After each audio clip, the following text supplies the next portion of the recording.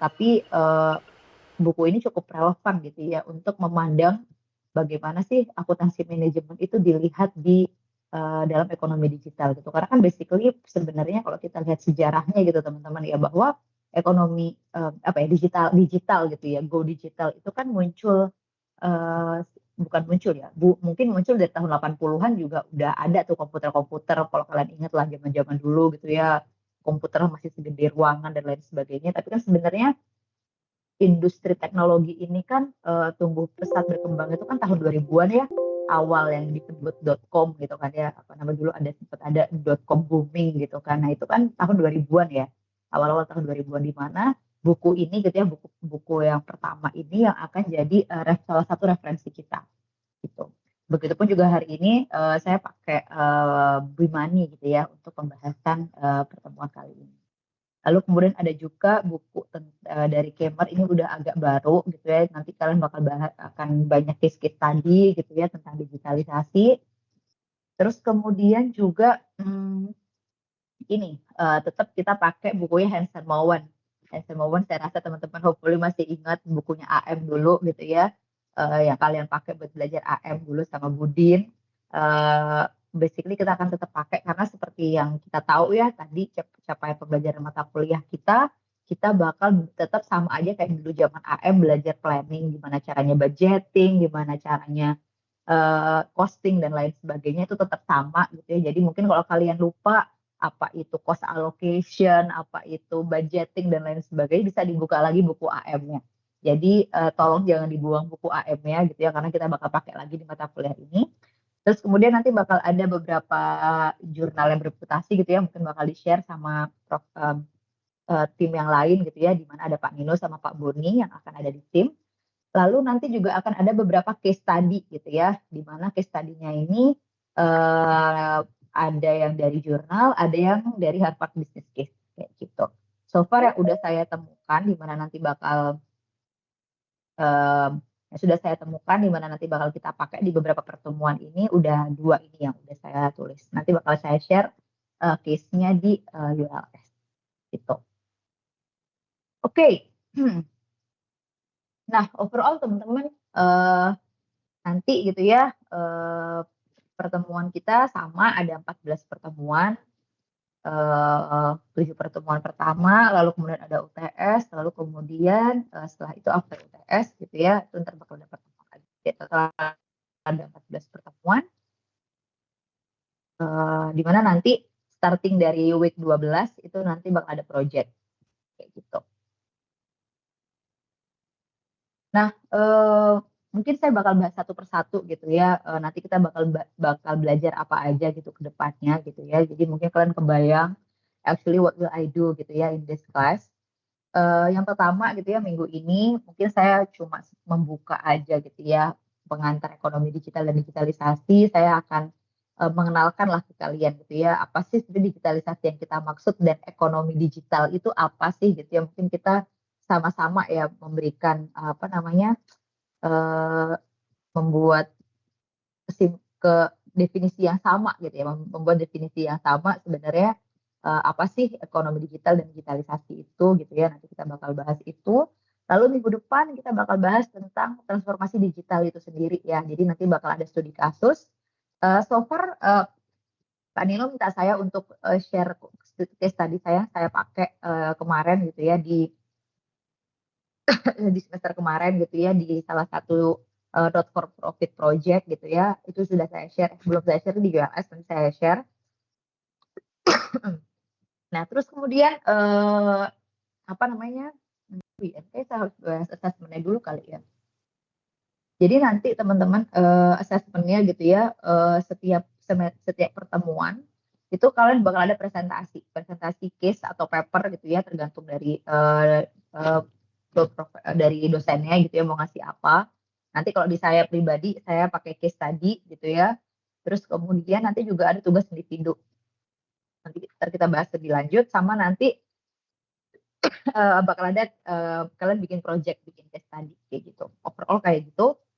Nah, jadi di bagian kanan yang saya tulis presentasi 1, 2, 3 itu adalah informasi tentang siapa yang akan presentasi kayak gitu.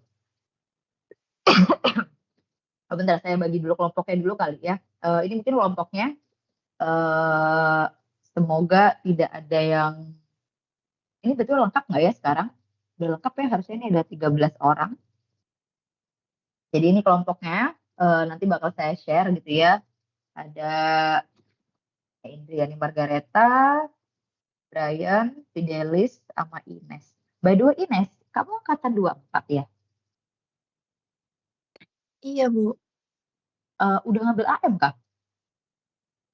Sudah, saya anak kali jenjang. Oh, anak Ali Jejang. Oh ya udah, oke oke. Aku kaget kok anak 24 kok udah ngambil gitu. Oke, nggak apa-apa, nggak apa-apa. Oke, Ines nanti kamu masuk kelompok satu. Terus nanti ini ya, Michelle Shania, Krisna sama Remnia. Itu kelompok dua, Kevin Tarly, Sieni, Selin, kelompok tiga, Patrick, Jason, sama Krisna kelompok empat. Gitu, jadi akan ada 4 kelompok yang udah saya tentukan di awal. Saya tim yang menentukan kelompok gitu ya, bukan kalian pilih sendiri. Karena biar kalian belajar gitu ya bagaimana rasanya bekerja sama orang yang tidak kalian kenal gitu. I mean in the future gitu kan kalau kalian udah masuk ke kenapa silakan Kevin? Bu, itu NLP saya sama punya remnya ketukar itu berarti saya kelompok 2 atau kelompok 3 jadinya, Bu? Oh, pakai nama sih. Oh, ketuker ya? Oh, pakai nama. Oke. Iya, pakai nama, pakai nama, pakai nama, pakai nama. Oh, random banget ini berarti saya naruhnya. Oke, pakai nama teman-teman ya. Nanti saya benerin lagi deh. Oke, itu BTW dari sini ada yang merasa tidak cocok, ada yang merasa misalnya kayak Bu kayaknya ini tim saya anak magang semua atau apapun, enggak ya?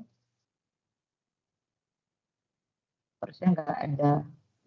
Saya nggak terima sih sebenarnya juga nih kan kalian mau enggak sih. Tapi anyway kalau misalnya merasa ada kesulitan harusnya enggak ya. Basically hopefully fine. Silahkan dicatat gitu ya, diingat-ingat kelompoknya kelompok berapa. Habis ini saya bakal bahas tentang materi. Oke, nah nanti seperti yang saya bilang masing-masing kelompok itu bakal presentasi gitu ya di setiap minggunya. Basically kayak gitu. Tapi ada sih minggu-minggu yang nggak mesti kelompok tersebut yang presentasi. Ntar bakal saya jelasin gitu ya. Oke, ini kelompoknya silahkan diingat-ingat. Nah sekarang kita balik lagi ya ke materi tadi. Nah materi ini mulai dari minggu depan bakal ada case study gitu ya. Case study tentang Felix Project. Itu kalian bakal ada studi kasus tentang cerita gitu ya bagaimana sebuah perusahaan itu melakukan transformasi digital. Tuh, jadi ya sesimpel ini perusahaan profit ya not for profit ya NGO gitu NPO di NPO lalu kemudian dia biasanya ngelakuin manual lalu kemudian dia invest digital gitu ya dia panggil konsultan dari Microsoft dan lain sebagainya gitu ya untuk dia bisa go digital untuk efisiensi dan lain sebagainya itu bisa kalian pakai buat pembelajaran lalu nanti minggu ketiga itu kelompok dua nanti bakal bahas tentang integrasi teknologi dalam aplikasi manajemen nanti bakal ada materi. Oh ya, by the way, minggu depan Pak Nino ya, FAA itu Fidelis Haristio Handono, Pak Nino. Terus kemudian minggu ketiga bakal ada mungkin paper, I don't know, mungkin case, intinya bahas tentang bagaimana sih integrasi teknologi dalam akuntansi manajemen, gitu ya, secara umum. Nah, terus minggu keempat, lima, enam, tujuh itu nanti bakalan sama saya. Saya masih coba-coba gitu ya untuk pakai Harvard Business Case. I don't know, kalian udah biasa pakai Harvard Business Case belum ya di sini ya? Ada yang kelas pernah pakai Harvard Business Case nggak? Ada? Pernah pakai apa, Bu? Harvard Business Case? Enggak, belum. Belum ya? Oke. Ada mungkin Fidel yang pernah exchange keluar? Belum. Oke. Oh Fidel masih belum bisa suaranya. Oke deh. Kenapa Fidel? What happened with you? Oke. Oke, nanti itu dia. Nah, nanti gitu ya, kita selama 4 minggu ini pakai 2 case aja. Saya nggak tahu ini terlalu lama atau enggak. Dulu kalau zaman saya kuliah gitu ya, zaman saya kuliah S2 gitu ya, saya waktu ya udah S2 gitu ya, ya 1 minggu tuh ya satu case gitu kan, satu satu pertemuan ini satu case gitu kan. Saya nggak ngerti gitu ya, apakah saya bisa menerapkannya di anak S1 atau tidak. Makanya saya bikin hati-hati, jadinya saya bikin satu pertemuan, satu case itu buat 2 pertemuan. Jadi nanti minggu keempat, minggu kelima, kita bakal bahas tentang isu manajemen biaya dalam ekonomi digital. Jadi ya sebenarnya kita bakal bahas costing gitu lah ya, golongan ABC, cost allocation kayak gitu-gitu. Tapi di case-nya itu perusahaan cloud. Jadi ini ya materinya pakai HBC1 di mana Harvard Business Case 1 seperti yang tertulis di sini itu bakal bahas tentang tidal cloud, cost allocation in the cloud. Jadi kita pakai sebuah perusahaan cloud. Mungkin kalian kepo gitu kan ya. Zaman dulu kalau misalnya belajar costing, kalian selalu ngitung costingnya sebuah meja, ngitung costingnya sebuah perusahaan apa ya Mak? Ibaratnya perusahaan produk-produk yang kelihatan gitu di mata. Nah pertanyaannya adalah bagaimana kalau misalnya kalian costing di perusahaan yang nggak kelihatan mata gitu kan, yaitu kalian bikin costingnya cloud.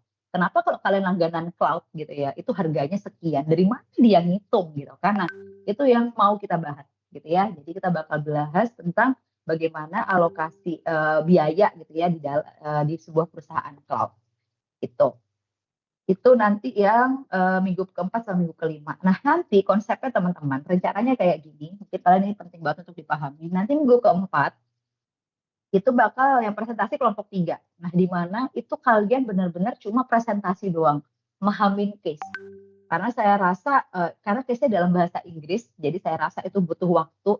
Jadi kalian nggak usah mikir dulu, jadi simply tugasnya adalah memahamin case.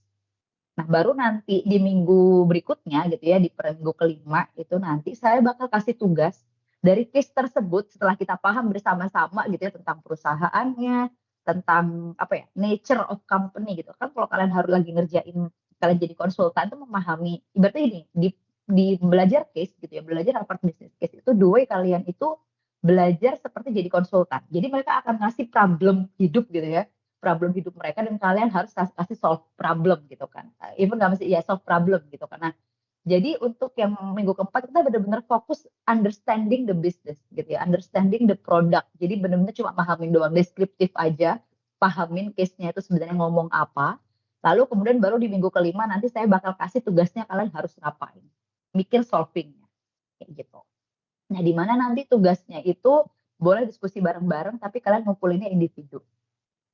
Nah, dalam otak saya per detik ini adalah tugasnya itu nanti saya pengennya dalam bentuk tulis tangan. Parah nggak sih? I don't know, karena harusnya nggak banyak. Jadi kan ibaratnya kayak ngelakuin, nggak, karena saya harapannya cuma kalian ada prosesnya aja gitu loh. Proses menulis kayak gitu, menulis pakai tangan. Bisa menulis pakai iPad atau menulis di kertas, itu bebas sih. Maksudnya kalian tulis di iPad lalu kalian print atau apapun, tapi ini saya mau minta fisik gitu ya. Per detik ini saya pengen kepikiran seperti itu, tapi kalau ternyata mungkin saya bakal berubah pikiran, mungkin saya akan berubah pikiran, I don't know gitu ya. Kita lihat nanti. Per detik ini intinya di minggu kelima barulah kalian dari case yang udah kita bahas, kita pahami di minggu keempat, kalian kerjakan tugasnya, nanti minggu kelima kita bahas bareng-bareng kayak gitu. Oke, hopefully itu clear untuk apa namanya pembahasan nanti Harvard Business Case, karena kan minggu kedua ketiga kita nggak ketemu ya, kita bakal ketemu nanti langsung minggu keempat ketika lagi bahas Harvard Business Case. Hopefully ini clear gitu ya. Terus kemudian begitupun di minggu ke-6, minggu ke-7 kita juga bakal bahas tentang Harvard Business Case juga tentang budgeting. Nah, budgetingnya ini ya HBC2, di mana HBC2 itu bicara soal Axonify, sebuah company di Kanada, technology company, di mana dia harus melakukan budgeting di saat pertumbuhan mereka tuh sangat cepat gitu kan. Dimana kalau kita budgeting itu kan biasanya kan langsung bikin setahun gitu kan. Nah gimana nih kalau misalnya kalian harus budgeting, di mana kalian itu adalah sebuah perusahaan yang pertumbuhannya sangat cepat gitu, di mana kan in case di dalam case ini kan sebuah software company itu kan you know lah startup kayak gimana gitu kan, pertumbuhannya dalam setahun itu berapa 100%. Nah, kira-kira budgetingnya sama nggak sih sama perusahaan manufaktur yang biasa kalian pelajari waktu zaman di AM kayak gitu. Mungkin zamannya kalian ini aku nggak tahu. Ya nggak sih, tahun angkatan kalian itu sudah belajar itu kan ya, udah badan usaha imajiner kan ya? Ya nggak sih? Halo, ya kan badan usaha imajiner ya? Iya Bu, kalau di AM dulu rata-rata cuma yang manufaktur toh. Ya kamu apa dulu, Patrick? Lupa aku. Kelasku Nah, tentang kentang. Oh iya kentang. Terus Indriani apa kamu? Kok lupa ya? Ya Margareta. Susu, Bu. Susu. Susu. Iya. Ada apa lagi sih? Kentang, susu, sama satu lagi itu kayaknya ya, furniture ya nggak sih? Siapa ya kelasnya furniture? Ada nggak yang furniture? Brian apa Brian?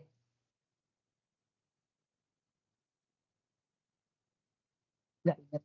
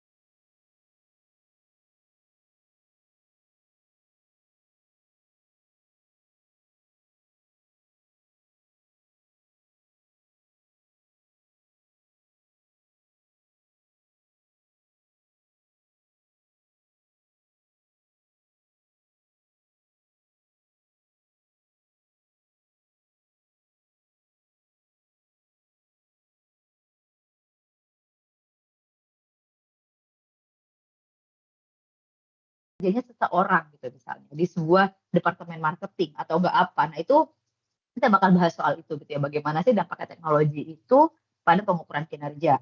Itu one thing. Jadi basically 89 Pak Boni bakal ada ngasih informasi tentang itu. Informasi dari Pak Boni gitu ya untuk tugasnya itu nanti bentuknya refleksi. Jadi after kelas Pak Boni bakal nyuruh kalian buat bikin refleksi di pertemuan tersebut akan ada apa gitu. Jadi basically berada presentasi di awal lalu nanti masing-masing individu ada tugas refleksi.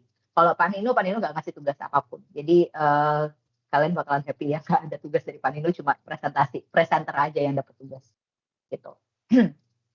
Oke, terus kemudian minggu ke-10, minggu ke-11 itu bakal ada isu gitu ya, hampir sama kayak yang materi ke 4567 gitu ya, bakal ada isu juga. Jadi kalau yang pertemuan 10 itu bakal bahas tactical decision making.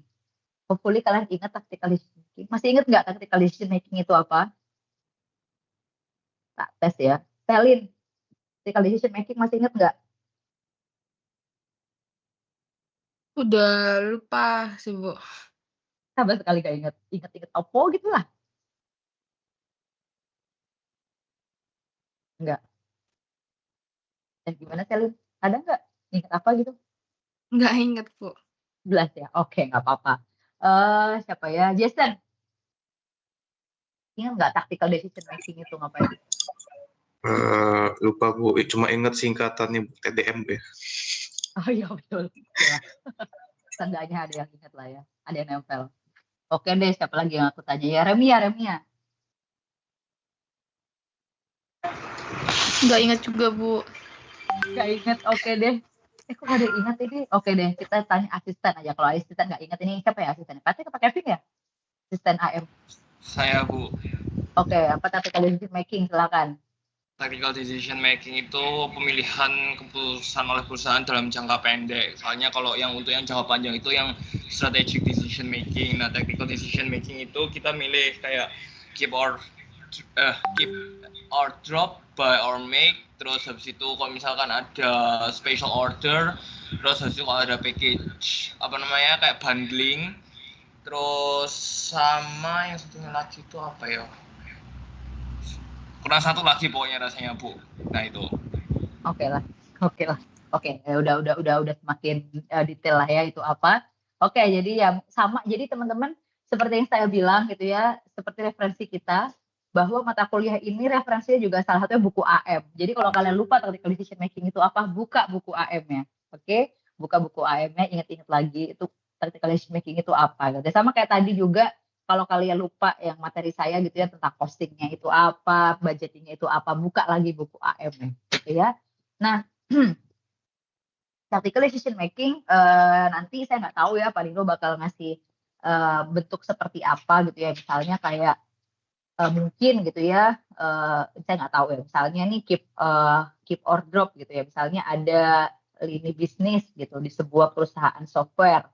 Perusahaan software ini produknya ABC gitu. Nah, bagaimana sih untuk kita memilih keep or drop gitu? Apakah cuma nilai finansial aja atau jangan-jangan ada metrik-metrik lainnya? Misalnya metrik kunjungan software, download berapa jumlah download di Play Store, berapa jumlah download di kan I don't know. Jadi mungkin itu isu-isu yang berkaitan dengan tactical decision making di ekonomi digital kayak gitu ya. Kalau mungkin dulu kalian belajar tactical decision making cuma ya udah pokoknya finansialnya mana yang laba ya kita keep, yang nggak laba kita drop gitu kan. Atau enggak gimana sih kalau di perusahaan software yang sering kali gitu ya, mereka itu kan rugi semua gitu ya. Kayak mungkin kalian inget deh zaman dulu, zaman Gojek pertama kali muncul gitu kan ya, ada Go Clean, ya nggak sih, tahu nggak sih, ada Go Massage, ada Go Glam gitu ya, di mana salon datang ke rumah, tapi kan itu di drop sama mereka. Sebenarnya apa sih, bagaimana nih perusahaan misalnya menentukan mereka tuh ngedrop suatu lini bisnis itu berdasarkan apa? Kayak gitu. Apakah kalau misalnya kita lihat finansial, pasti zaman itu punyanya Gojek itu namanya minus semua gitu, nggak ada yang untung gitu kan. Tapi gimana itu menilai gitu ya di era yang seperti ini, bagaimana mereka ngambil keputusan? Jangan-jangan bukan finansial aja, tapi ada keputusan-keputusan yang aku nggak tahu berdasarkan jumlah yang ngeklik atau apapun, we don't know. Jadi kita mungkin bakal bahas case-case yang seperti itu. Gitu, itu untuk pertemuan nomor 10. Terus kemudian juga pertemuan nomor 11. Nah, kalau tadi tactical decision making itu kan keputusan jangka pendek ya seringkali. Tapi kalau nomor 11 ini dia isunya capital budgeting. Jadi ya investasi jangka panjang. Kalau misalnya perusahaan investasi teknologi gitu kan ya. Tadi Pak Nino sempat singgung, katanya Pak Nino mau ngambil contoh case-nya Amazon. Amazon gitu kan. Amazon, I don't know. Di sini ada yang pernah pakai Amazon nggak sih? Enggak sih, orang Indonesia biasanya nggak, mungkin pernah lagi hidup di luar negeri, lalu kemudian pernah pakai Amazon. Pernah nggak ya? Enggak kah? Oke lah. Atau mungkin pernah tahu lah, lihat di YouTube atau gimana gitu ya, bahwa Amazon itu kan warehouse-nya itu kan sudah terotomatisasi ya. Jadi gudangnya barang bahkan kan beberapa seller itu kan naruh barang itu kan udah di gudangnya Amazon. Jadi pengiriman kalau di Shopee itu kan ibaratnya ya itulah yang kayak dikelola Tokopedia, kayak dikelola Shopee itu kan ada ya kalau nggak salah. Jadi barangnya seller udah ditaruh di warehouse. Nah, itu semua secara otomatis kan intinya warehouse-nya itu sudah sangat teknologi sekali gitu. Nah, pertanyaannya bagaimana sih si Amazon itu berani banget untuk berinvestasi seperti itu? Kira-kira bagaimana sih perhitungannya gitu? Karena pasti kan investasi teknologi itu kan mahal gitu kan ya. Secara perhitungan detailnya itu tuh akan seperti apa sih kayak gitu. Nah, itu nanti kita bakal bahas soal itu. Kayak gitu. Jadi bagaimana sih kita melakukan capital budgeting gitu ya di sebuah investasi teknologi. Di mana investasi teknologi itu kan jumlahnya sangat besar sekali dan cara mengukurnya itu sangat-sangat intangible gitu loh, nggak jelas gitu kan. Itu kayak gimana? Nah, jadi kita bakal bahas itu di pertemuan ke-11. Itu oke, saya rasa itu sih untuk materi-materinya ya sebelum kita masuk ke project habis ini. Dari sini ada pertanyaan teman-teman?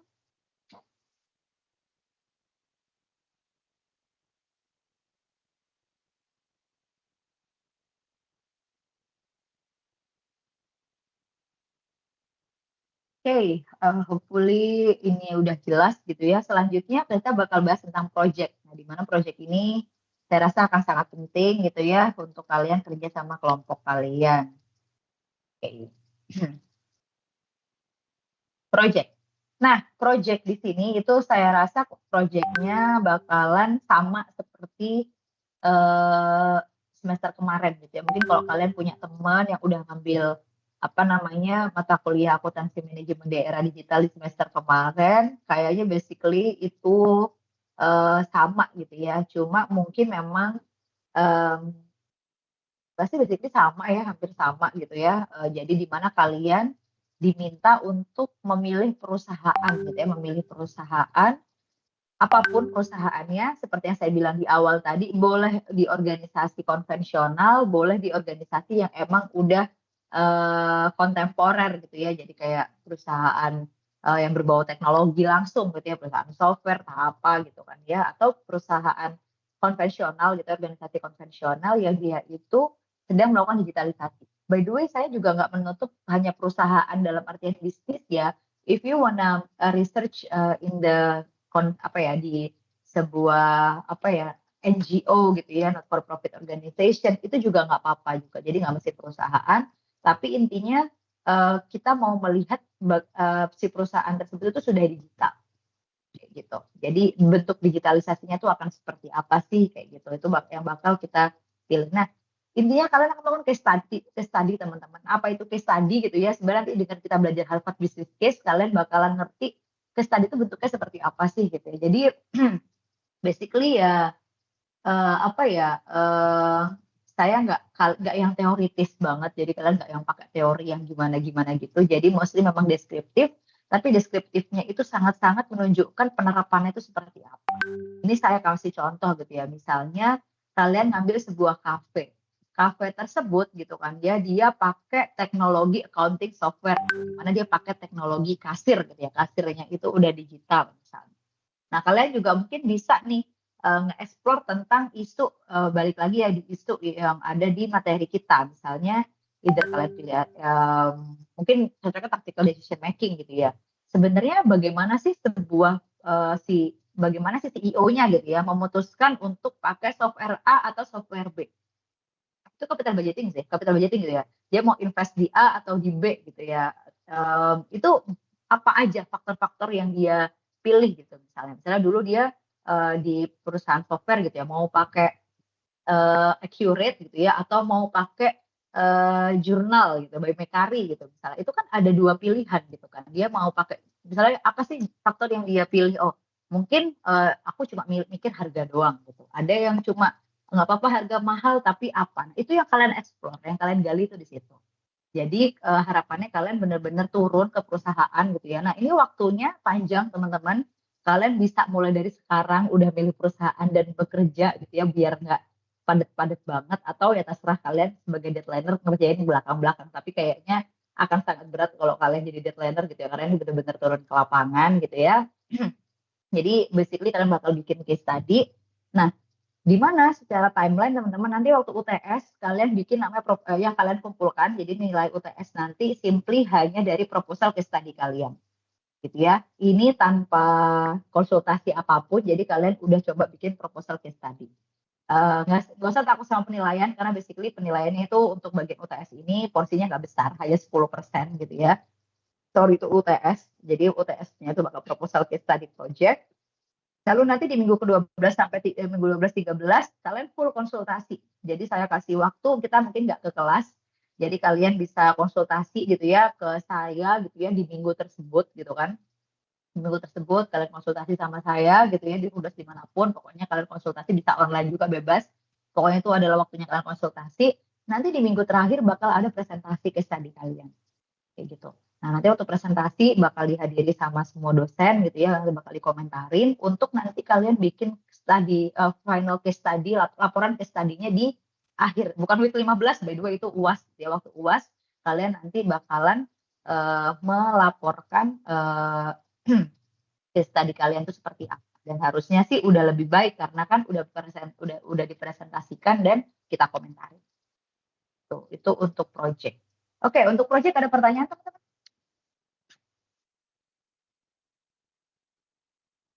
Ada ketentuan nggak Bu, kayak buat perusahaannya itu kayak harus skala apa gitu Bu? Enggak sih, enggak ada skala-skala lainnya. Tapi yang pasti jangan imajiner ya buat perusahaan beneran. Gitu.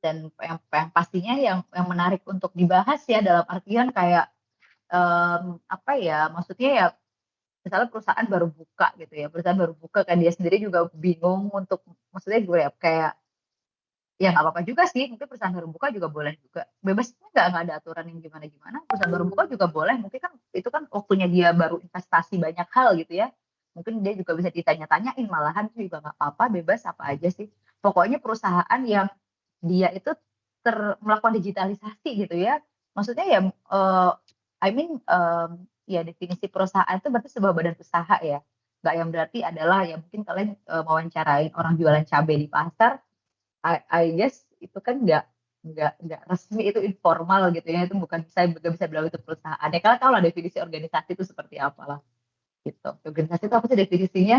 Sebuah badan yang berisi minimal berapa orang, 3 orang ya, undang-undang PT 4 orang ya, minimal 4 orang, kayak gitu aja sih, simply. Ada lagi?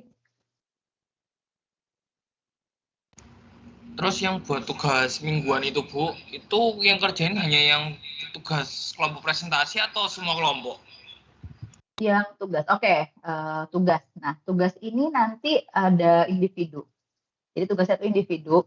Per sekarang sih, ini udah clear karena tadi saya udah ngobrol sama Pak Nino. Jadi tugasnya itu di minggu ke-4 sama minggu ke-6 itu bakal ada tugas buat summary pemahaman case di luar tim yang presentasi. Jadi kalau yang di minggu-minggu biasanya tim yang nggak presentasi itu nggak ada ngumpulin apa-apa. Oke. Yang berat itu nggak yang berat sih. Ya yang ada ngumpulin apa-apa itu di minggu 4, 6, 5, 7, minggu 8, minggu 9.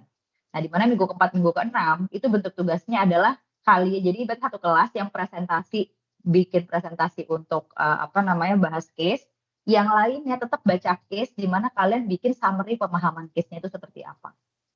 Summary aja, poin-poin aja nggak apa-apa. Ditulis di kertas aja, yang penting ditulis ya. Poin-poin aja nggak apa-apa, kayak nggak yang harus nulis ulang soal apa rapi, nggak perlu, cuma adalah sebuah bukti kalau kalian udah baca sih basically itu. Terus nanti baru minggu ke-5, minggu ke-7 itu bener-bener tugas yang beneran ya, dalam artian saya bakal ada ngasih instruksi case-nya harus diapain. Nah disitulah nanti kalian bakalan ngerjain, dan mana itu individu juga gitu. Tapi kalau kerjain secara tim juga nggak apa-apa sih basic. Tapi nanti pengumpulan tugasnya itu individu. Jadi misalnya saya nanya bagaimana sih harusnya alokasi biaya di Tidal Cloud accounting tadi ya, Tidal Cloud ini itu seperti apa? Kan nggak tuh hitung-hitungan kan? Nah itu disitulah kalian nanti bakalan mengumpulkannya kayak gitu. Tapi basically hitung-hitungannya nggak ribet ya teman-teman ya, nggak yang gimana-gimana gitu. Cuma ya kalau kalian tahu konsepnya harusnya itu fine sih. Tuh. Itu terus kemudian sama tugas yang minggu ke-8 sama minggu ke-9, di mana itu ada tugas refleksi setelah perkuliahan. Itu aja sih.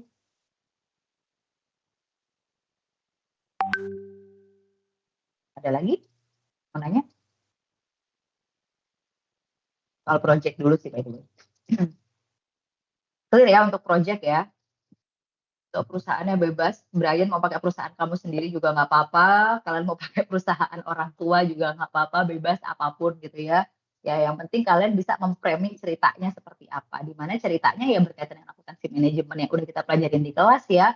Misalnya gimana ya kalau misalnya orang tua kalian punya perusahaan software ya udah cari tanya aja, kamu ngelakuin pricing gimana, kamu ngelakuin costing seperti apa dan lain sebagainya. Pokoknya isu-isu di konsep AM gitulah ya. Terus sih. Nanti kalian bakal ngumpulin proposalnya di UTS. Oke, ada lagi? Clear ya? Banyak juga ya yang kalian lakukan. Ya, ini mata kuliahnya udah anak tua kan gini ya guys. Ntar pokoknya saya bakal kasih project guideline nanti sebelum UTS. Lebih detailnya akan seperti apa gitu. Ntar saya bakal kasih lagi. Tapi basically udah ada bayangan gitu ya. Khususnya adalah tentang pilih perusahaan sih. Mungkin itu yang perlu dibayangin lebih awal. Untuk isunya topiknya apa, ya boleh lah dipikir nanti gitu ya. Tapi ya mungkin kalian bisa milih perusahaannya itu apa. Gitu. Oke, kalau udah clear, ini kelompoknya, ini saya ingetin ya assessment-nya. Jadi untuk ini ya, project in total bakal 50%, tugas sama presentasi total 50% juga. Tuh. Oke. Nah, selanjutnya saya mau jelasin juga tentang AI ethics di mata kuliah ini. Jadi di mata kuliah saya gitu ya, penggunaan AI itu diperbolehkan untuk bantu brainstorming. Jadi saya nggak ngelarang kalian mau pakai AI, tapi kalau kalian pakai AI, nggak tapi sih, harus selalu. Jadi setiap kalian ngumpulin tugas sama saya, kalian harus nulis kalian pakai AI itu di bagian apa. Kalau kalian nggak pakai, bilang aja tidak pakai, ya nggak apa-apa. Tapi kalau kalian pakai, kalian harus jujur dipakai dalam buat apa. Misalnya untuk memahami case yang telah saya baca sendiri karena saya takut salah misalnya. Gak apa-apa, jujur aja tulis kayak gitu. Karena ini teman-teman melakukan seperti ini itu sangat lazim teman-teman ya. Jadi kalau kalian mau publikasi jurnal, mau di kampus-kampus lain di luar negeri juga sama. Prompt yang kalian pakai itu bahkan ditulis kalian itu nanya apa, pertanyaannya kudu dikopas gitu ya. Karena kan misalnya nih kalian bikin prompt kayak gini, tuliskan saya bab 3 gitu. Itu kan prompt yang tidak apa gitu kan ya. Jadi promptnya itu ya kira-kira aja lah seperti apa. Jadi kalian coba berusaha jujur, pakai AI nggak apa-apa, tapi harus kasih tahu saya juga pakai AI-nya di sebelah mana. Gitu. Tapi gitu ya, whatsoever penggunaan AI itu dilarang, benar-benar big no-no, kalian menggunakan AI untuk sampai kalian tuh meniadakan proses membaca case atau papernya secara manual. Kenapa ini penting? Karena AI itu suka berhayal, teman-teman. Saya nggak tahu teman-teman sudah menemui kasus tersebut atau tidak gitu ya. Tapi saya nggak tahu. Ada yang notice nggak sih kalau AI itu suka berhayal? Ada yang pakai AI nggak sih di sini? Ada yang notice nggak AI itu suka berhayal? Nggak ada yang ngerasa nih AI suka berhayal. Nggak ada yang punya pengalaman AI berhayal. Krisna Dirgantara, Iya, Bu. kamu pakai AI nggak? Pakai AI nggak, Krisna? Sedikit pakai, Bu. Oh, sedikit. Oh iya, saya sering banget tuh padahal. Oke, bagus sedikit deh. Pernah nggak ngadepin AI itu jawabannya kayak ngelindur gitu? Pernah nggak? Iya, Bu. Harus dikoreksi sendiri, lebih dibener-benerin gitu. Pada punya pengalaman apa coba? Mungkin kalau ngemasukin itu sih, ngemasukin ada nge-read buat file kayak gitu, harus lebih dibaca lagi gitu. Oh, Kalau kalau kamu ada upload file, file, ya. terus kemudian si AI suruh baca, itu biasanya dia salah baca gitu ya? Ya. Oh, oke. Krisna mungkin udah cukup paham soal itu gitu ya. Oke, thank you. Nah, seperti yang saya bilang ya, itu suka menghayal. Jadi saya paham Harvard Business Case itu mungkin akan very hard untuk kalian baca gitu ya. In some point. Apalagi ini pertama buat kalian, mungkin untuk kalian bakalan agak berat untuk membacanya. Mungkin beberapa dari kalian langsung kepikiran buat masukin aja langsung di AI, lalu kemudian biarkanlah AI membaca. Sumpah itu agak berbahaya gitu ya menurut saya ya. Karena dia itu benar-benar suka ngayal, teman-teman. Suka ngayalnya gimana? Dia itu seringkali memasukkan, saya nggak ngerti sih, saya rasa itu sering sih kalian hadapin, saya nggak ngerti, kalian waktu mata kuliah SIM sama saya udah ada AI belum ya? Kayak zamannya Patrick kayak udah ada sih kayaknya ya. Iya nggak sih? I don't know. Terutama anak yang semester kemarin ngambil SIM mata kuliah SIM sama saya, itu kerasa banget yang pakai AI itu gampang banget untuk diketahui sama saya. Sesimpel apa? Saya punya case. Case itu cuma 2 halaman, di mana kalau kalian ingat lah dulu saya pernah ngasih case Coca-Cola, bahas soal business intelligence yang Coca-Cola itu punya black book model yang rasanya jeruk, itu ditentukan sama variabel-variabel apalah kayak gitu. Itu case itu gitu ya. Saya udah pakai case itu berkali-kali. Yang bikin aneh adalah semester kemarin gitu ya, tiba-tiba itu dibilang kalau Coca-Cola itu di case tersebut gitu ya, dibilang bahwa Coca-Cola itu menerapkan teknologi dari Microsoft gitu. Padahal di case tersebut nggak ada bilang sama sekali kalau AI itu pakai Microsoft. Aku nggak ngerti gimana ceritanya, dan itu nggak cuma satu kelompok yang pakai. Bahkan ada beberapa kelompok itu yang bilang kalau si Coca-Cola itu pakai Microsoft gitu loh. Padahal di case itu nggak ada bilang sama sekali kalau itu tuh pakai Microsoft gitu loh. Paham nggak sih? Itu sebuah bukti ya, insaf. Aku nggak tahu itu adalah bukti itu dia pakai AI atau enggak. Tapi dari situ aja aku udah notice gitu. Wah, anak ini itu nggak benar-benar baca gitu loh. Ya aku lah mungkin dia baca informasi lain kalau Coca-Cola itu pakai Microsoft, tapi kan konteksnya aku nggak sedang mempertanyakan itu gitu loh. Nah itu sih yang menurut aku itu harus hati-hati banget. Kenapa di mata kuliah ini aku benar-benar memastikan gitu ya bahwa jangan sampai gitu ya penggunaan AI itu meniadakan proses membaca kalian. Baik, kalian habisnya juga beberapa udah mau skripsi. Hati-hati banget memahami paper dengan kalian pakai AI, rely on AI. Karena AI itu benar-benar suka melantur. Informasi yang nggak diberikan di paper itu dikasih sama dia, padahal sebenarnya bukan itu yang dibicarakan sama si paper tersebut gitu loh. Itu yang harus hati-hati. Itu teman-teman ya, masalah AI ethics yang saya tekankan sama kalian. Saya rasa ini juga nggak berlaku cuma buat mata kuliah ini, di kalian habis skripsi itu juga penting banget. Jadi kalau di saya gitu ya, kalau kalian ketahuan memasukkan informasi yang tidak relevan dalam case atau paper, kecuali memang kalian mencantumkan kutipan sumber referensi lain, misalnya ternyata memang benar Coca-Cola itu pakai Microsoft, di mana kalian mencantumkan sumber lainnya gitu ya, misalnya kalian ngutip itu informasinya dari website Coca-Cola misalnya, tapi ternyata kalau kalian nggak mencantumkan itu, I'm so sorry gitu ya, saya bakal kasih kalian nilai 0 pada nilai tugas atau presentasinya gitu ya, untuk yang case khususnya case dan paper. Oke, gimana teman-teman untuk ethics ini? Sama-sama setuju?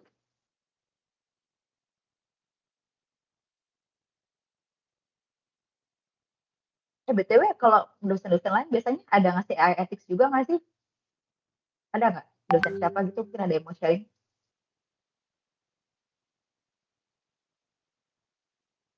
Ada kasih apa, Bu?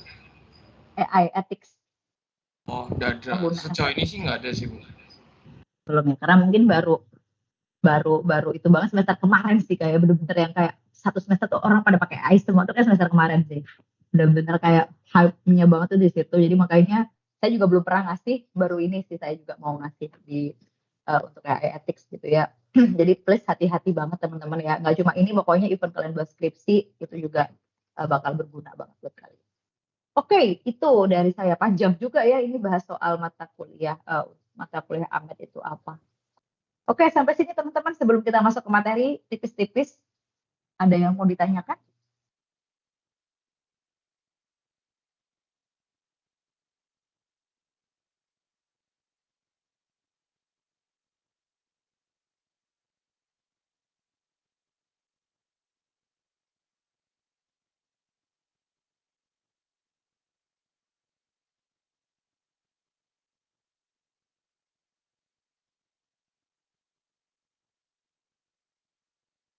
Oke, nggak ada yang nanya?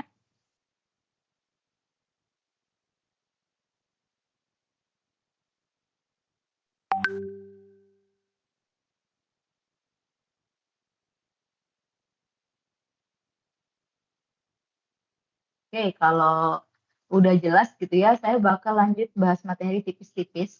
Tipis-tipis aja, intinya adalah kan seperti yang saya bilang ya, mata kuliah kita bahas soal akuntansi manajemen in digital ekonomi. Pertanyaannya digital ekonomi itu apa sih?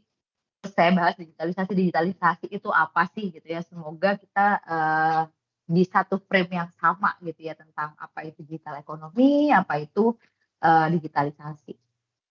Nah, pembahasan ini gitu ya, saya pakai bukunya Bimani, chapter satunya Bimani. Ini buku udah tahun 2003, mungkin some of them nggak relevan gitu ya, udahan. Tapi saya rasa semangat value-nya itu cukup bagus gitu ya, makanya tetap saya pakai gitu ya untuk memberikan definisi gitu ya berkaitan dengan digitalisasi dan dampak perubahannya pada akuntansi.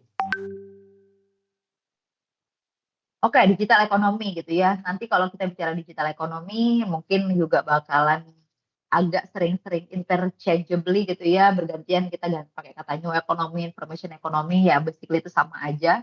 Tapi basically itu adalah kita sedang membahas tentang ekonomi perubahan ekonomi gitu ya, yang berkaitan dengan pertukaran informasi menggunakan computer based gitu ya. Nggak komputer definisi komputer nggak cuma sekedar komputer laptop gitu ya, I mean electronic based kayak gitu ya, pertukaran informasi menggunakan computer based kayak gitu. Nah, di mana digital ekonomi ini dia menekankan gitu ya bagaimana sih hubungannya digital gitu ya, dan ketergantungannya kita terhadap digital ini dalam menyediakan informasi kayak gitu.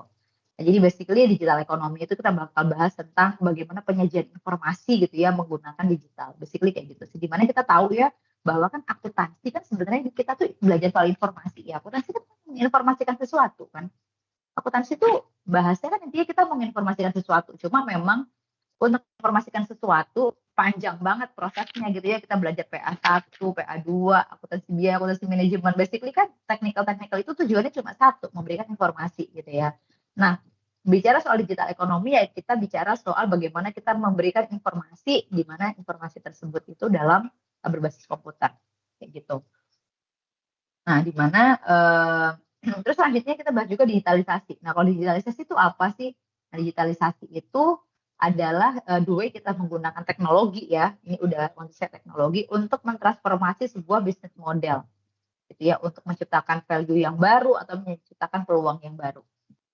Jadi kayak misalnya dulu gitu ya, namanya orang mau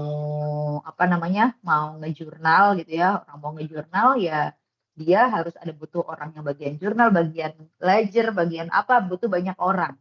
Dengan adanya software akuntansi, bisa jadi yang bikin laporan akuntansi itu cuma satu orang karena dia bisa benar-benar end to end dibantu sama sistem. Itu kan benar-benar menciptakan value yang baru gitu ya. Jadi basically itu sih yang bakal kita bahas gitu ya di mata kuliah ini kayak gitu. Terus kemudian juga pastinya namanya ada perubahan pasti akan berdampak pada culture ya, bagaimana perubahan budaya dan lain sebagainya. Sempet kan ada waktu di mana bukan sempet sih, sekarang pun gitu ya kalian angkatan-angkatan yang terdampak isu bahwa akuntansi itu akan punah, ya kan? Termasuk kalian nih angkatan yang itu, karena zaman dulu UAya itu satu angkatan tuh sampai 300 orang guys. Di angkatanku dulu di angkatan tahun 2014 itu tuh sampai 300-an orang katanya ya, saya juga bukan orang Ubaya ya, tapi katanya begitu gitu kan. Jadi memang dulu itu orang itu suka banget sama akuntansi, tapi kemudian mulai ya itu sebuah dampak bagaimana digital itu menganggap akuntansi udah gak bakal dipakai lagi. Meanwhile ternyata sekarang malah jurusan informatika kan yang mulai dibilang menciptakan pengangguran tertinggi gitu ya katanya menurut data gitu kan. Nah, that's actually itu yang mau kita bahas gitu ya, bagaimana sih teknologi itu mengubah sesuatu gitu. Terus kemudian bicara juga tentang ini ya bicara soal akuntansi dan digital gitu kan ya. Itu juga nanti salah satu concern-nya gitu ya, itu adalah di trust, kepercayaan. Seberapa percaya sih kita sama informasi yang diberikan sama digital ini tadi, alat digital ini tadi gitu kan. Apa bener nih data yang kita masukin itu bisa benar-benar menghasilkan data informasi yang tepat gitu ya, data yang masuk bisa menghasilkan informasi yang bagus juga. Apakah sistem bisa ngelola sebagus itu? Kan juga in some point kan juga ada concern ya di kita gitu kan. Makanya sampai ada mata kuliah audit system gitu ya, kalau kalian ingat kan intinya adalah itu sebuah problem di mana kita tuh mulai concern gitu kan, sebenarnya kita mulai merasa yakin nggak sih data yang aku masukin ini bisa menghasilkan informasi yang bagus juga. Nah, itu juga salah satu isu juga nih dari teknologi di bidang akuntansi. Ini juga bagus teman-teman kalau kalian mau riset soal ini gitu ya buat skripsi kalian gitu kan ya, soal bagaimana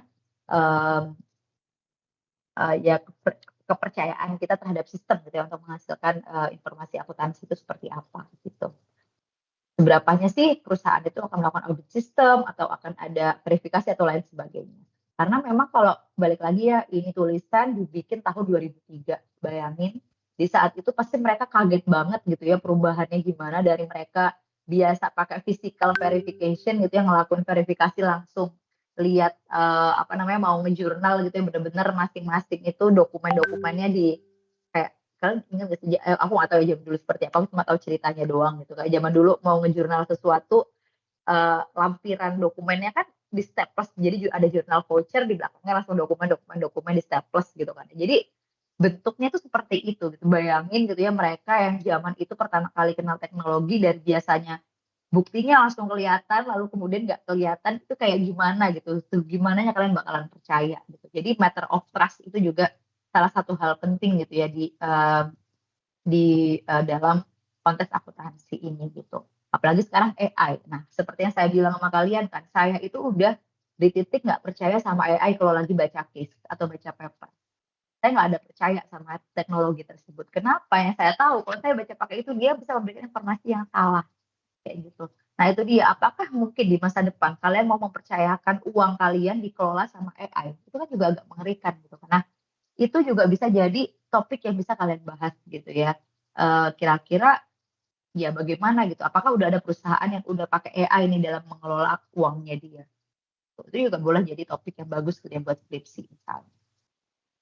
Terus kemudian ya tentu saja ya sekarang dengan adanya digitalisasi bentuk informasi akuntansi itu berbeda ya dari dulu. Kalau bikin bentuk informasi ya mungkin nggak bisa sampai detail per misalnya kayak dulu ya kalau kita belajar SIM ya, mata kuliah sistem informasi manajemen, kalau bikin data penjualan kita bisa bikin detail sampai misalnya perusahaan departemen store kira-kira baju yang warna apa yang paling laris gitu kan. Itu kan bisa kita lakukan karena kita pakai teknologi. Bayangin kalau misalnya zaman dulu belum ada teknologi, gimana tuh kalian bisa melihat gitu ya data baju warna apa yang paling laris gitu.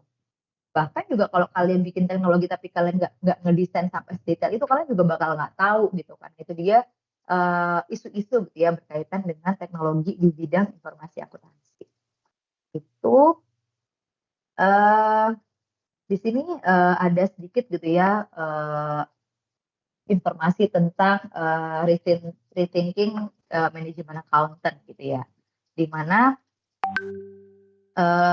laporan akuntansi gitu ya dengan adanya udah ada teknologi ini gitu ya, dia bisa pakai hypertext. Kayak hypertext nggak sih guys, yang kalau kalian klik lalu itu bakal refer ke page tertentu gitu loh, itu kan hypertext ya istilahnya. Dimana itu kan bikin akhirnya hubungan dan koneksi antar segmen yang berbeda itu jadi lebih dekat gitu ya. Dari dulu kalau misalnya kita mau lihat laporan ini gitu ya, kalau kita mau lihat laporan informasinya di mana, kita harus nanya dulu ke departemen X gitu ya, kan males gitu kan.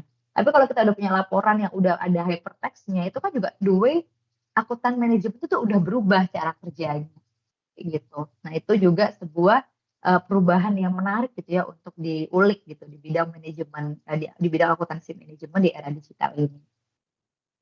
Terus juga dengan adanya digitalisasi ini gitu kan ya, dulu gitu ya kalau apa-apa mungkin hierarkinya sangat birokratis sekali gitu ya, misalnya mau minta approval gitu kan ya harus datang ke tempatnya apa namanya, kayak misalnya saya sekarang kayak di My Ubaya aja misalnya butuh verifikasi dari kalau mau daftar skripsi gitu ya, butuh tanda tangan dekan. Kalian harus datang dulu ngantri di depan ruang dekan, nunggu dekannya datang gitu ya, bayangin gitu kan ya, sangat hierarkikal sekali gitu ya. Tapi sekarang dengan adanya Mayubaya ada teknologi, ya itu bakal berubah gitu kan ya. Jadi udah nggak perlu tuh itu terjadi. Jadi udah nggak sebagai hierarki lagi nih hubungannya dalam sebuah organisasi, tapi seperti jaringan gitu ya.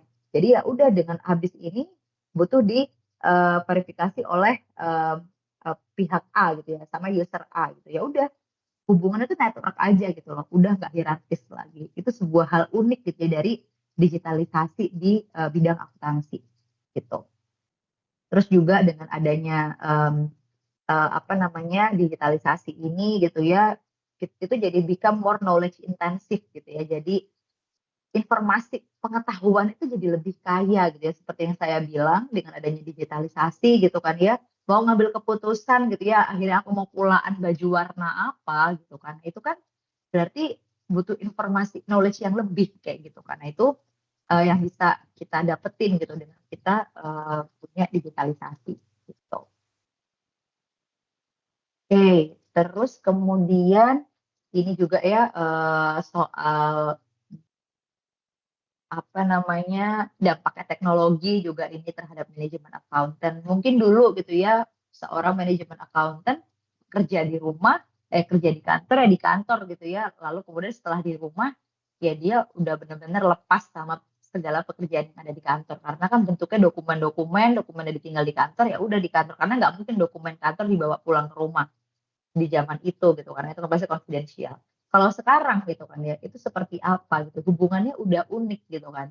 Gimana nih akhirnya apa namanya ya mungkin kalian ngerasa ini biasa aja tuh kalau kalian benar-benar refleksikan ini jadi satu hal yang unik yang bisa kalian ulik gitu ya di dalam sebuah bentuk penelitian misalnya bahwa dengan adanya teknologi gitu ya orang itu malah bawa data perusahaan seringkali ke rumah gitu karena kadang kita bisa ngakses apa namanya data perusahaan pakai laptop perusahaan yang kita bawa pulang ke rumah gitu kan. Nah itu gimana gitu kan ya secara privacy dan lain sebagainya. Belum lagi juga secara work life balance gitu kan. Bikin work sama life itu tuh nggak ada pemisahnya gitu kan. Nah itu sih yang jadi sebuah concern yang unik gitu ya yang untuk bisa diulik sebenarnya jangan-jangan yang bikin kita itu sekarang susah work life balance itu ya karena adanya teknologi itu sendiri. Coba kalau nggak ada teknologi gitu ya zaman industrialisasi dulu gitu revolusi industri gitu zaman-zaman awal-awal itu ya namanya orang kerja ya dia kerja pakai mesin di pabrik pulang ya udah dia udah nggak akan melanjutin pekerjaannya kalau sekarang sampai tengah malam tetap terus bekerja gitu kan suami saya programmer juga terus bekerja tanpa henti. Sabtu Minggu kita lagi staycation juga dia bawa laptopnya dia gitu loh. Bener-bener nggak ada segmentasinya. Nah ini juga sebuah isu yang unik nih yang bisa kalian buat penelitian juga gitu ya. Apakah benar gitu ya dengan adanya teknologi itu tuh bikin akuntan manajemen itu jadi lebih stres misalnya. Itu kan juga sebuah penelitian yang unik juga. By the way teman-teman ya mata kuliah akuntansi manajemen di era digital ini kan termasuk mata kuliah konsentrasi ya, pilihan konsentrasi. Harapannya ini tuh mata kuliah ini tuh bisa jadi pertimbangan kalian untuk ambil topik skripsi gitu. Tapi kayaknya beberapa dari kalian skripsinya udah jalan sih ya kayaknya sekarang. Jadi mungkin agak nggak relevan sih untuk jadi sebuah pemantik ide bagi kalian gitu ya. Iya nggak sih? Udah pada bikin skripsi ya ini harusnya ya udah jalan ya. Ya nggak? Iya nih, kamu udah bikin skripsi belum?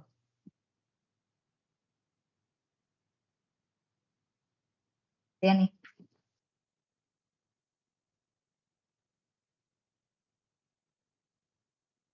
Iya nih, kamu di mana?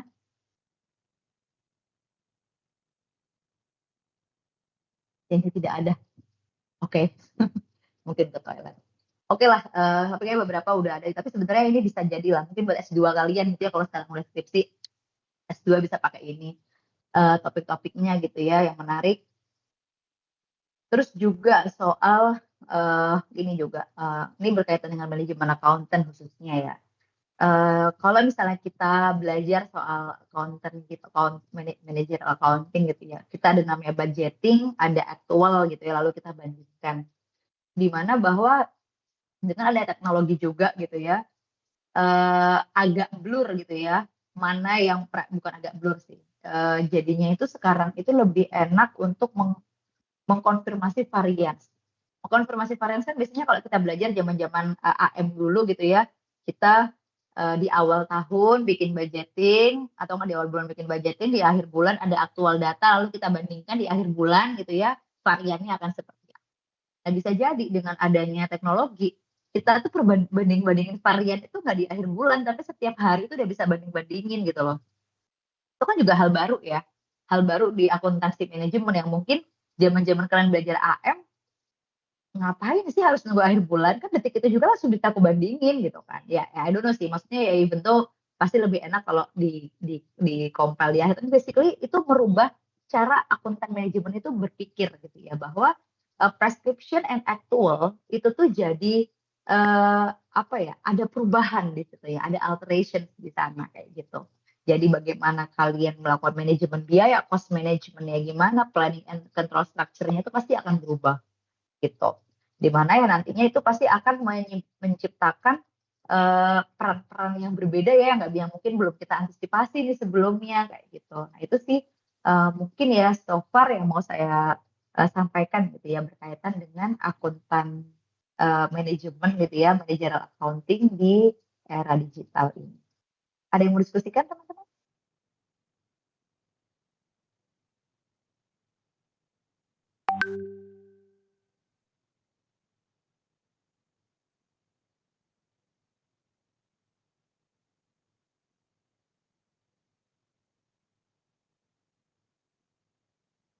Udah cukup jelas. Ini karena minggu pertama ya, mungkin kita belum lama dulu. By the way, teman-teman saya tuh sebenarnya rencana gitu ya untuk pertemuan saya aja sih, pertemuan berapa tuh? 3, 4, 5 ya, 4, 5, 6, 7. Itu mau saya ubah ke hari Jumat. Jumat. Saya lihat sih jadwal kalian kosong ya. Itu Jumat jam 9-an gitu lah. Possible nggak ya?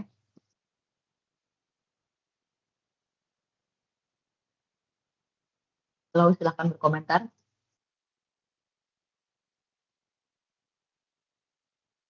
Gimana Bu? Saya ubah kelasnya di hari Jumat untuk pertemuan 4-7 possible nggak? Jumat jam berapa ya Bu? Jumat jam, saya lihat kosong semua sih ini harusnya. Jam 9 gitu.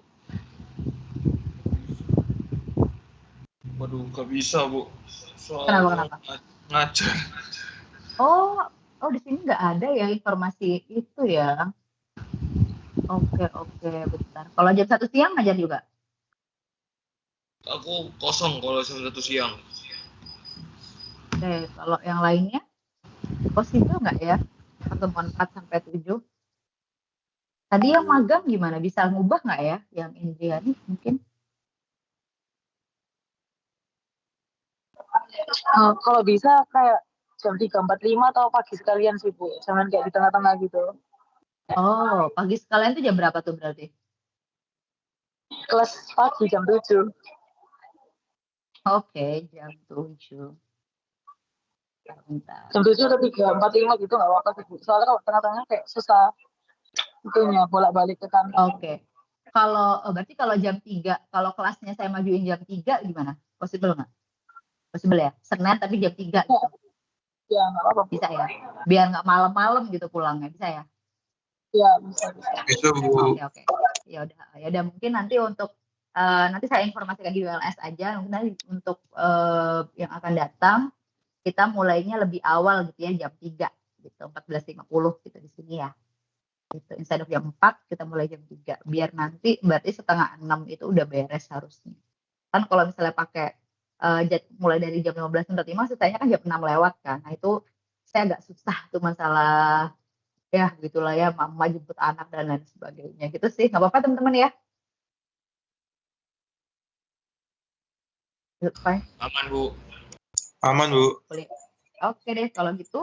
Itu aja mungkin dari saya teman-teman. Nanti untuk materinya bakal saya share. Case juga bakal saya share. Anytime kalau kalian ada pertanyaan silahkan kontak saya aja gitu ya. I personally kalau lagi bahas soal hal penting mending bahas di email Karena kalau misalnya di chat WA kayak gitu-gitu seringkali malah keluputan. Jadi silahkan email saya. Alamatnya harus ada di My Ubaya. Anytime kalian bisa email aja. Oke, itu aja dari saya teman-teman. Makasih semuanya. Terima kasih, Bu. Kasih Bu. Terima kasih, Bu. Terima kasih Bu.